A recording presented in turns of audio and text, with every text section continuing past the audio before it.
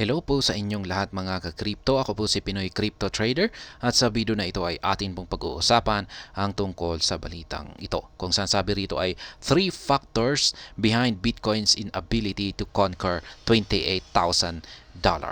Ayan. Ito po yung tatlo na mga bagay. Ayan. Kung bakit si Bitcoin ay hindi niya kayang lagpasan ang presyo na $28,000. Kasi kung pag i-check po natin yung chart, yan, yung technical chart ni Bitcoin ay hirap po siyang tagusin or basagin ang price level na $28,000. Kaya ayan, narito po yung posibleng tatlong mga dahilan. Yan, kung bakit siya hirap na lampasan ito. Ayan, bago po tayo magpatuloy ay nais ko po munang bigyang linaw ang aking disclaimer kung saan ang nilalaman po ng video na ito ay hindi po ito isang financial advice. For education and information purposes lamang po ang layunin nito. Maliban po dito ay nais ko na rin pong magbigay babala na wala pong kahit anumang group chat ang Pinoy Crypto Trader. Ayan, Bitcoin has failed to seal the $28,000 resistance level owing to macroeconomic concerns, dampening trading metrics, in dash expectation for a Bitcoin spot ETF. Ayan, yan po yung mga tatlong dahilan. Yan, si Bitcoin ay hindi po niya kayang malagpasan or basagin ang 28,000 na resistance level. At ang dahilan po rito ay number 1 ay ang macroeconomic concerns at number 2 ay yung dampening trading metrics at ang pangatlo ay ang dash expectation for a Bitcoin spot ETF. Ayan, macroeconomic conditions. Yan, ano nga ba ito? An investment asset trade in the global economy have an underlying impact on shaping the price performance of Bitcoin. Yan po yung global economy natin ngayon. Ay meron talaga itong impact sa current na market price ni Bitcoin. Yan, alam naman po natin siguro kung anong nangyayari sa global economy natin ngayon.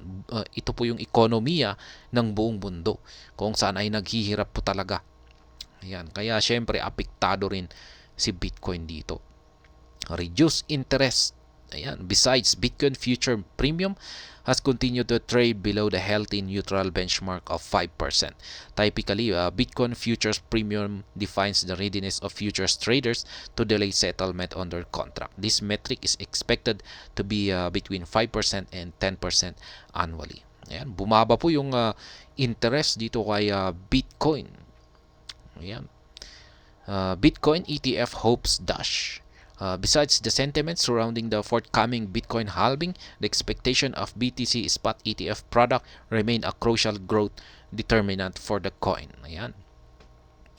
Yung kanyang ETF, Bitcoin ETF. Ayan, kahit na papalapit na ang Bitcoin halving.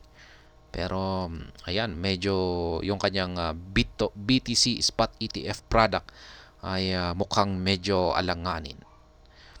Yan po yung tatlo na posibleng dahilan kung bakit hindi makaangat-angat or hindi kayang lampasan ni Bitcoin ang $28,000 na resistance.